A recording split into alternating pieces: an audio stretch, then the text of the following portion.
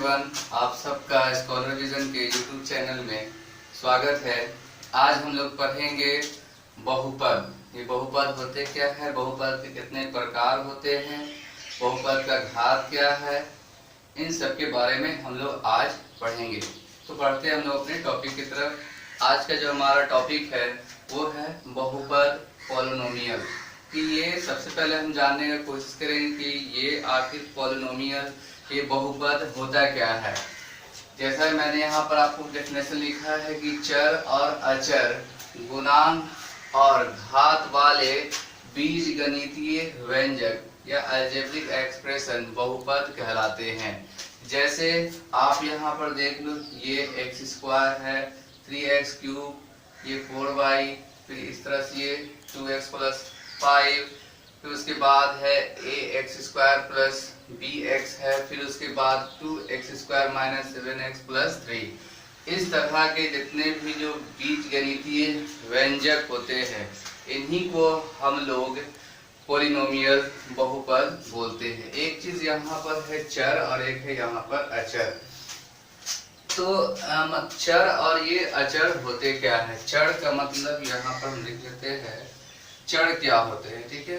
तो चर जिसको हम लोग कहते हैं, जितना भी आप ABCD अल्फाबेट जितना आप जान रहे हो, A B C D या X Y Z, आप इस तरह से ABCD जितना भी आप लिखते हैं तो ये है चर। नेक्स्ट है आपका क्या, अचर। अचर क्या होता है, अचर का मतलब क्या हुआ कि आप जो काउंटिंग गिनती जो है, जैसे 1 2 3 4 5 6, तो इस तरह से चर क्या हुआ, चर हो गया क्या ABCD XYZ। अचर क्या हुआ 1 2 3 4 5। इस तरह से ये जो होते हैं, इसी को हम लोग बोलते हैं चर और अचर। तो बहुपद की परिभाषा क्या है, देखिए आप, बहुपद की जो परिभाषा है वो क्या है कि चर और अचर, ठीक है, इसका गुणांक और घातांक, मतलब गुना में भी होगा, ये अचर जो है ये 1 2 3 वो गुना में भी होगा, घातांक पावर के भी रूप में होगा, और इस तरह से एक अलजेब्रिक एक्सप्रेशन बनेगा, बीजगणितीय बहुपद बने, बीजगणितीय जो व्यंजक बनेगा उसे हम लोग बहुपद कहेंगे। इस तरह से जो लिखा हुआ, जो आपको जो पद आपको दिखा देता है टर्म, इसी को हम लोग बोलते हैं बहुपद। और इस बहुपद को हम लोग संक्षेप में लिखते हैं px। क्या लिखते हैं संक्षेप में px, या कभी कभी हम लोग py भी लिख सकते हैं। अब है कि किस तरह के, मतलब कि जो अलजेब्रिक एक्सप्रेशन होगा उसे हम लोग बहुपद नहीं कहेंगे। एग्जाम में बहुत इंपॉर्टेंट क्वेश्चन आता है कि इसमें से पहचानिए कि कौन बहुपद है और कौन बहुपद नहीं है। तो सबसे पहला रूल है बहुपद नहीं होने का जो शर्त है वो क्या है, शर्त कि जिसका घात ऋणात्मक संख्या हो, मतलब कि जिसका एक्सपोनेंट और पावर जो होना चाहिए वो किसमें अगर होगा, अगर माइनस में इस तरह से अगर लिखा हुआ होगा, माइनस में अगर कहीं पर पावर है, तो हम कहेंगे कि ये बहुपद नहीं है। नेक्स्ट क्या है, जो किसी चर से विभाजित हो, मतलब सिंपल भाषा में अगर कोई फ्रैक्शन है, फ्रैक्शन के नीचे अल्फाबेट हो, ABCD हो, जैसे आप लिख सकते हो, यहाँ पर आपको लिखा 1/y लिखा हुआ है, उसी तरह से आपके पास 4/, अगर x होगा, बट्टा में अगर ये चढ़ आ जाए, ABCD जितना भी है वो अगर आ जाता है, तो हम लोग ऐसे को हम लोग क्या कहेंगे, उसको कहेंगे कि ये बहुपद नहीं है। बहुपद नहीं होने के पहले शर्त है कि पावर जो है एक्सपोनेंट माइनस में अगर है तो वो बहुपद नहीं होगा।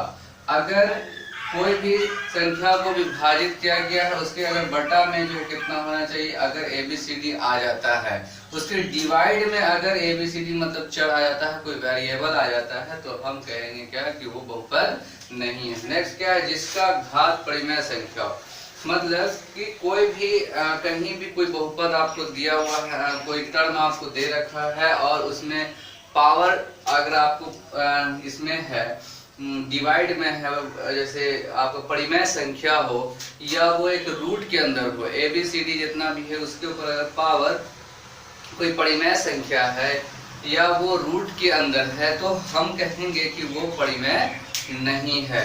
तो आई होप आप समझ गए होंगे। अब हम लोग पढ़ेंगे कि पॉलिनोमियल बहुपद के प्रकार को पढ़ेंगे।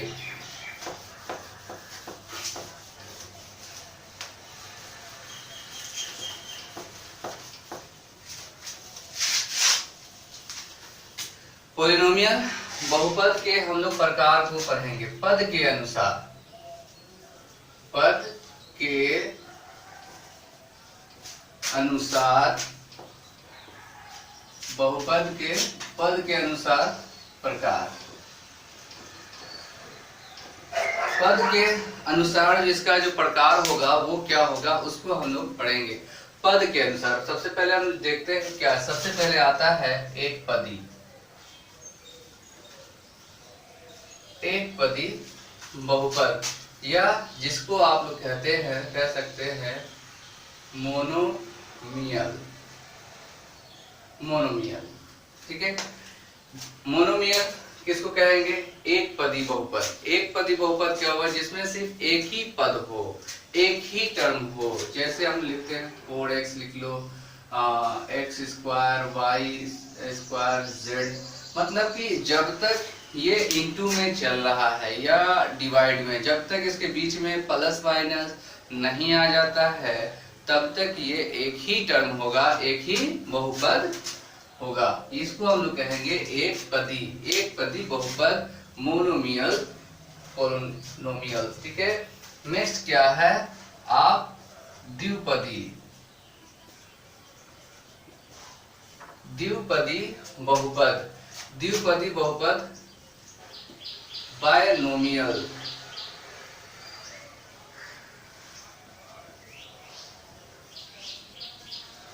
ये बायनोमियल क्या होता है? द्विपदी मतलब कि जिसमें पदों की संख्या जो है वो 2 हो, या जिसमें पदों को प्लस माइनस से मिला करके लिखा गया हो। जैसे हम लोग यहाँ पर लिखते हैं 4x + 2 लिख देते हैं, तो यहाँ पर आप देखिए पदों की संख्या कितनी हो गई? 2। फिर उसी तरह से नेक्स्ट आप लिखते हैं x² + 2 आप लिख लेते हो, तो ये यहाँ पर भी आप देखो ये कितने पद हो गए? एक पद और ये 2 पद, मतलब जिसमें 2 पदों को जो है प्लस या माइनस से संयोजित किया जाए। x² - 4 इस तरह से भी आप लिखते हैं, तो ये क्या हो गया? ये हो गया द्विपदी बहुपद हो गए। नेक्स्ट आता है त्रिपदी।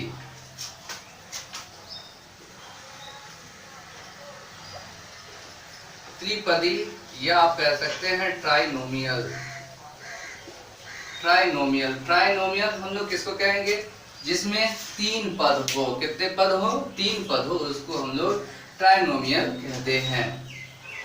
जैसे आप लिख सकते हैं यहाँ पर x² + 4x + 4 लिख दिया, इस तरह से आपने लिख दिया है, तो ये जो है ये क्या है? आपका त्रिपदी बहुपद है। त्रिपदी बहुपद ट्राइनोमियल है, ठीक है। और भी आप कुछ लिख सकते हैं 4x³ + x + 2। तो आप देखिए पदों की संख्या काउंट कीजिए 1 2 3, जब तक बीच में प्लस माइनस ना आ जाए तब तक वो एक ही पद गिना जाएगा। देखिए यहाँ पे प्लस, तो पद जो होते हैं अलग होते हैं एक दूसरे से, किससे? प्लस से और माइनस से। तो आपने देखा पद के अनुसार जो बहुपद होते हैं वो कितने प्रकार के हैं? 3 प्रकार के हैं। एक पदी बहुपद, द्विपदी बहुपद और है त्रिपदी बहुपद। अब हम लोग देखेंगे, पढ़ेंगे कि घात के अनुसार, पावर के अनुसार, घातांक के अनुसार, घातांक के अनुसार डिग्री ऑफ घातांक। बहुपद का घातांक क्या होता है? घातांक आप लोग जानेंगे कि बहुपद का घातांक क्या होता है, मतलब कि डिग्री ऑफ पावर क्या होता है। सॉरी, डिग्री ऑफ जो पॉलिनोमियल है वो होता है क्या? जैसे आपको मैंने यहाँ पर लिख दिया कि 4x² + 3x, आपसे पूछा जाए कि बताइए कि इसका घात क्या है, इसका एक्सपोनेंट पावर क्या होगा, तो हम यहाँ पर लिख सकते हैं घात बराबर जो होगा यहाँ पर 2 होगा। मतलब कि बहुपद में जो अधिकतम घात है, सबसे बड़ा जो घात है, यहाँ पर आप लिख सकते हैं बहुपद के अधिकतम, बहुपद के अधिकतम घात को, क्या, बहुपद के अधिकतम घात को, ठीक है, जो बहुपद का जो अधिकतम पावर होगा उसी को जो हम लोग कहेंगे कि ये बहुपद का घात है। जैसे आप और भी लिख सकते हैं 3y³ प्लस 2x² प्लस 3 और इस तरह से लिख दिया गया है। और आपसे पूछा जा रहा है कि बताइए कि यहाँ पर बहुपद का घात क्या है। तो यहाँ पर इस बहुपद का जो घात होगा, देखिए सबसे बड़ा जो अधिकतम पावर है, सबसे अधिकतम घात होता है, वही जो होता है वही होगा आपका यहाँ पर बहुपद का घात। तो आप यहाँ पर लिख सकते हैं कि बहुपद का जो घात है, एक्सपोनेंट है, वो कितना है, 3 है। इस तरह से और भी आप उदाहरण ले सकते हैं। तो आपने समझा कि यहाँ पर बहुपद का घात होता क्या है। घातांक के अनुसार बहुपद कितने प्रकार के होते हैं। अभी अभी आपने देखा है कि पद के अनुसार बहुपद कितने प्रकार के होते हैं। तो उसमें आपको बताया गया एकपदी बहुपद, द्विपदी बहुपद और त्रिपदी बहुपद। अब यहाँ पर हम लोग देखेंगे, पढ़ेंगे कि बहुपद जो है घातांक के अनुसार कितने प्रकार के होते हैं। आपको बताया गया कि ये घातांक होते क्या है। कोई बहुपद है, उसका सबसे अधिकतम जो पावर होता है, सबसे बड़ा जो घात होता है, उसी को हम लोग कहते हैं बहुपद का घातांक कहते हैं, बहुपद का घात कहते हैं। अब यहीं पर हम लोग पढ़ेंगे कि ये घातांक के अनुसार बहुपद कितने प्रकार के होते हैं। तो घातांक के अनुसार बहुपद के जो प्रकार होते हैं वो 3 बहुपद है। एक है रैखिक बहुपद, दूसरा है द्विघातीय बहुपद, तीसरा है त्रिघाती बहुपद। अब हम लोग जानेंगे कि ये रैखिक बहुपद क्या होते हैं। ये जो रैखिक बहुपद होते हैं, मतलब आप कह सकते हैं सिंपल भाषा में, सरल भाषा में, जिसका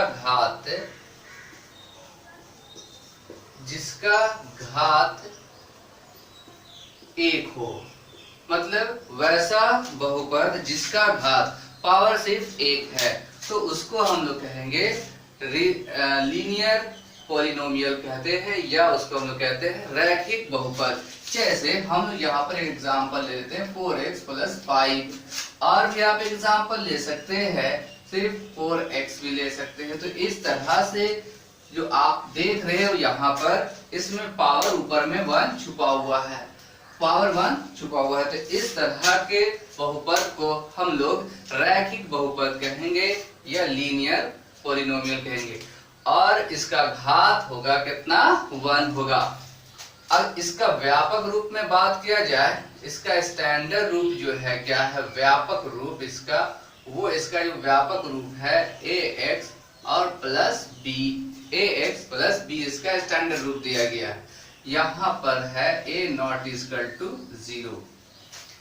अब नेक्स्ट हम लोग देखते हैं द्विघातीय बहुपद, क्वाड्रेटिक पॉलिनोमियल्स। ये आपको 10th क्लास में पढ़ना है, पूरी तरह से बहुत अच्छे से पढ़ना है। ये 8th क्लास में भी था, 9th में भी था आपको पढ़ने के लिए। अब आपको इसके 10th में भी इसके ऊपर बहुत सारे क्वेश्चन बनाने हैं, सॉल्व करने हैं।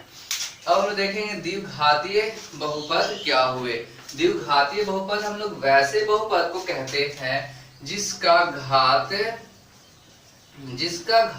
जिसका घात जो है, घात कितना होना चाहिए, 2 होना चाहिए।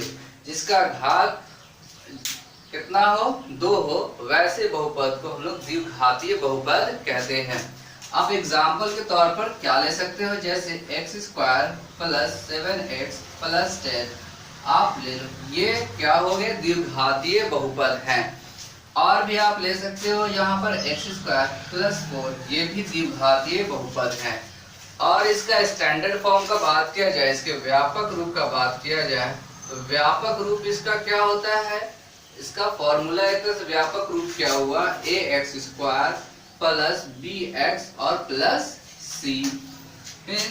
और यहाँ पर अगर आप बात करेंगे तो a, b, c ये सब के सब वास्तविक संख्याएं हैं। वास्तविक संख्या आपने पढ़ा होगा, रियल नंबर, मतलब जो काउंटिंग हम लोग जानते हैं, यहाँ पर ये वही होते हैं। a, b, c क्या है, वास्तविक संख्या है। वास्तविक संख्याएं हैं और यहाँ पर a not equal to 0, a not equal to 0, 0 के अलावा कोई और भी यहाँ पर हो सकता है x स्क्वायर के बगल में। अगर यहाँ पर ये 0 हो जाएगा तो ये फिर आपका क्वाड्रेटिक इक्वेशन, क्वाड्रेटिक पॉलिनोमियल रहेगा ही नहीं। नेक्स्ट हम लोग देखते हैं त्रिघाती बहुपद। त्रिघाती बहुपद किसे कहते हैं? वैसा बहुपद जिसका घात अधिकतम घात 3 हो। जिसका घात क्या होना चाहिए? जिसका घात, जिसका पावर जो है, पावर क्या होना चाहिए? उसका घात आप कह सकते हैं, यहाँ पर घात क्या होना चाहिए? 3 होना चाहिए। अधिकतम घात पावर कितना होना चाहिए? 3 होना चाहिए। मैक्सिमम उसका एक्सपोनेंट जो होना चाहिए वो कितना होना चाहिए? 3 होना चाहिए। तो वैसे बहुपद को हम लोग त्रिघाती बहुपद कहते हैं। आप इसके लिए एग्जांपल ले सकते हो, x³ plus x² plus x plus कुछ भी ले सकते हैं आप। इस तरह से देखिए अधिकतम पावर कितना है? यहाँ पर 3 है।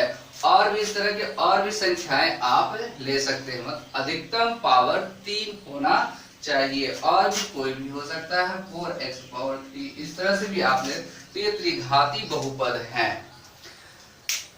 और इसका व्यापक रूप में अगर हम लोग बात करेंगे, इसका स्टैंडर्ड फॉर्म का बात करेंगे तो वो क्या होगा? इसका व्यापक रूप, व्यापक रूप क्या होगा इसका व्यापक रूप, स्टैंडर्ड फॉर्म जो है इसका क्या है? ax³ plus bx² plus cx और प्लस d। और यहाँ पर आप बात करेंगे कि ये a b c d है क्या? तो ये a b c d एक नेचुरल नंबर, काउंटिंग है, वास्तविक संख्या, रियल नंबर है। रियल नंबर आपने पढ़ा होगा, रियल नंबर में क्या है? परिमेय और अपरिमेय जितनी भी संख्या उन सबको मिला करके हम लोग बोलते हैं वास्तविक संख्या, रियल नंबर। तो यहाँ पर ये रियल नंबर है। यहाँ पर आप लिख सकते हैं a b c d, वास्तविक संख्याएं हैं। वास्तविक, ये क्या है? वास्तविक संख्याएं हैं। और यहाँ a नॉट इक्वल टू 0, 0 के अलावा यहाँ पर 1 2 3 4 5 कुछ भी हो सकते हैं, लेकिन यहाँ पर 0 नहीं होगा। अगर आप 0 यहाँ पर रख देंगे, पुट कर देंगे, तो क्या होगा कि ये जो है त्रिघाती बहुपद रहेगा ही नहीं। अब हम लोग बात करेंगे, पढ़ेंगे नेक्स्ट इसके शून्यांक के बारे में पढ़ेंगे, इसके जीरोस के बारे में पढ़ेंगे। शून्यांक या जीरोस आप समझ लो कोई इक्वेशन है, बहुपद है, उसको हल करते हैं और हल करने के बाद जो आंसर हमें प्राप्त होता है उसी को हम लोग शून्यांक कहते हैं। तो अगर एक घातांक है तो उसके बहुपद और वो एक चर वाला है तो उसका आंसर 1 आएगा, उसके शून्यांक की संख्या 1 होगी। इसको मैं और आगे व्यापक बताऊंगा अच्छे से। द्विघाती बहुपद है, इसमें शून्यांकों की संख्या कितनी होगी? 2 होगी। और त्रिघाती बहुपद है जिसमें जो शून्यांक होगा, इसका जो आंसर हम लाएंगे तो 3 आंसर होगा, 3 शून्यांक होंगे, 3 इसके जीरोस होंगे। करने पे जो आंसर प्राप्त होता है उसको हम लोग बहुपद बोलते हैं। बहुपद वैसी संख्या जिसको अगर हम लोग, वैसी वास्तविक संख्या जिसको अगर हम लोग बहुपद में अगर पुट कर दे तो बहुपद का जो मान जो है वो क्या होगा? 0 होगा। या दूसरी भाषा में ऐसे कह सकते हैं कि अगर हम लोग बहुपद को सॉल्व करें, हल करें, और हल करने के बाद जो चीज आपको प्राप्त होगा, जो आंसर आपको प्राप्त होगा, तो उसको हम लोग क्या कहते हैं? उसको शून्यांक कहते हैं या जीरोस कहते हैं। यहाँ पर मैंने परिभाषा दी है, वह वास्तविक संख्या जिसे बहुपद में रखा जाए, तो बहुपद में अगर आप रख देते हैं तो बहुपद का मान क्या हो जाएगा? 0 हो जाएगा, शून्य हो जाएगा। तो वैसी संख्या को, वैसे वास्तविक संख्या को हम लोग शून्यांक कहते हैं या जीरोस कहते हैं, जीरोस ऑफ पॉलिनोमियल कहते हैं। अब हम लोगों को ये 10वीं कक्षा में 3 तरह के बहुपद के बारे में मुख्य रूप से पढ़ना है। सबसे पहला आप एक बहुपद, रैखिक बहुपद, ये आपने ले लिया है ax प्लस b। तो इनके अगर एक घात है, एक ही पावर है, तो उसमें शून्यांकों की संख्या कितनी होगी? शून्यांकों की संख्या उसमें 1 होगी। तो उसका शून्यांक हम लोग मान लेते हैं कि ये h है, नाम दिया है आपने, क्या नाम दिया है? h नाम दिया है। तो क्या होगा? h का जो मान होगा वो किसके अनुपात के बराबर होगा? -b और ए के अनुपात के बराबर होगा, या आप कह सकते हैं माइनस अचर पद और बटा में क्या होगा, एक्स स्क्वायर का गुणांक होगा। जैसे इसको हम लोग एक एग्जांपल के तौर पर भी ले सकते हैं, 4x है और प्लस यहाँ पर 8 इक्वल टू आप 0 कर दो और सॉल्व करेंगे इसको, क्या आपको प्राप्त होगा, 4x इक्वल टू माइनस 8। तो x इक्वल टू क्या हो गया, माइनस 8 डिवाइडेड यहाँ पर क्या हुआ आपके पास ये 4 आया। तो आप यहाँ से इसको रिड्यूस कर देंगे तो x इसका जो वैल्यू क्या आया, 2 आया। तो इसका मतलब ये हुआ कि अगर इस 2 को अगर हम लोग इसमें अगर पुट कर देंगे तो ये पूरा कितने के बराबर हो जाएगा, 0 के बराबर होगा। तो यही होता है किसी बहुपद का शून्यांक। वैसी वास्तविक संख्या जिसको अगर हम बहुपद में पुट कर दें, रख दे, तो पूरा का पूरा बहुपद का जो मान हो जाएगा वो कितना के बराबर हो जाएगा, 0 के बराबर हो जाएगा, 0 के बराबर हो जाएगा। तो उसके हम लोग क्या कहते हैं, शून्यांक कहते हैं। अब हम लोग आते हैं द्विघातीय बहुपद। अगर कोई द्विघातीय बहुपद का उसका व्यापक रूप एक्सटेंडेड फॉर्म जो है वो किसके रूप में है, ax² + bx + c के रूप में है। और मैंने आपको पहले बताया कि जितने अधिकतम घात होंगे, जितने पावर होंगे, उतना ही शून्यांक भी होंगे। तो यहाँ पर देखिए आप x² है, इससे बड़ा घात नहीं है, तो इसमें शून्यांकों की संख्या कितनी होगी, 2 होगी। तो ax² + bx और प्लस c। तो इसमें जो शून्यांकों की संख्या है, इसका मान लेते हैं कि इसको जो हल करने पर आपको जो शून्यांक प्राप्त हुआ, एक अल्फा नाम दे दिया गया, एक का नाम क्या दे दिया गया, ये बीटा नाम दे दिया। एक ग्रीक अक्षर है, ग्रीक अक्षर है अल्फा और बीटा। ये एक बहुत द्विघातीय बहुपद है। द्विघातीय बहुपद ax² + bx + c। इसके शून्यांक आपके पास क्या है, अल्फा और बीटा है। तो अल्फा और बीटा है, अगर हम लोग अल्फा और बीटा को जोड़ देंगे, अल्फा और बीटा को जोड़ेंगे तो इसका जो मान होगा वो -b और a के अनुपात के बराबर होगा। उसी तरह से अगर हम लोग इस दोनों को मल्टीप्लाई कर दें, अल्फा और बीटा को अगर हम लोग मल्टीप्लाई करें तो इसका जो मान होगा वो क्या होगा, c और a के अनुपात के बराबर होगा। यहाँ आपने देखिए c और यहाँ आपने देखा ये a, इसके अनुपात के बराबर होगा। जो आप इसको सॉल्व करेंगे, सॉल्व करने के बाद जो प्राप्त होगा अल्फा और बीटा, उसका अगर हम लोग गुना करेंगे तो उसका जो मान होगा वो c और a के अनुपात के बराबर होगा। आगे आप जब एक्सरसाइज का 2.2 पढ़ेंगे तो उसमें इस तरह के क्वेश्चन है, सिद्ध करने के लिए वहां हम लोग देखेंगे और समझ में आएगा। और यहाँ पर अगर आपके पास कोई बहुपद है जिसका अधिकतम घात कितना है, 3 है, तो इनके शून्यांकों की संख्या भी कितनी होगी, 3 होगी। अल्फा, बीटा और गामा, ये 3 शून्यांक है। अगर इन तीनों को अगर हम लोग जोड़ेंगे, इसको सॉल्व किया गया, सॉल्व करने के बाद 3 आंसर आए, अल्फा, बीटा और गामा। तो इनको अगर हम लोग आपस में जोड़ेंगे तो इसका जो मान होगा वो -b और a के अनुपात के बराबर होगा। यहाँ आप देखिए, यहाँ ये b है और यहाँ ये a है, इसके अनुपात के बराबर होगा। अगर इन दोनों को अगर आपस में इस तरह से गुना करके लिया जाए, alpha into beta plus beta into alpha plus alpha into beta plus beta into gamma plus gamma into alpha, अगर इस तरह से सबको अगर आप जोड़ेंगे तो उसका जो मान होगा वो कितना के बराबर होगा, c और a। यहाँ जो आप देख रहे हैं c और ये a, इसके अनुपात के बराबर होगा। नेक्स्ट क्या है, अल्फा, बीटा और गामा, इन तीनों को अगर हम लोग आपस में गुना करेंगे तो इसका जो मान होगा वो कितना के बराबर होगा, अल्फा ये -d और a के अनुपात के बराबर होगा। ये बहुत ही महत्वपूर्ण सूत्र है, इससे एग्जाम में बहुत सारे ऑब्जेक्टिव आते हैं, आप इसको अच्छे से नोट कर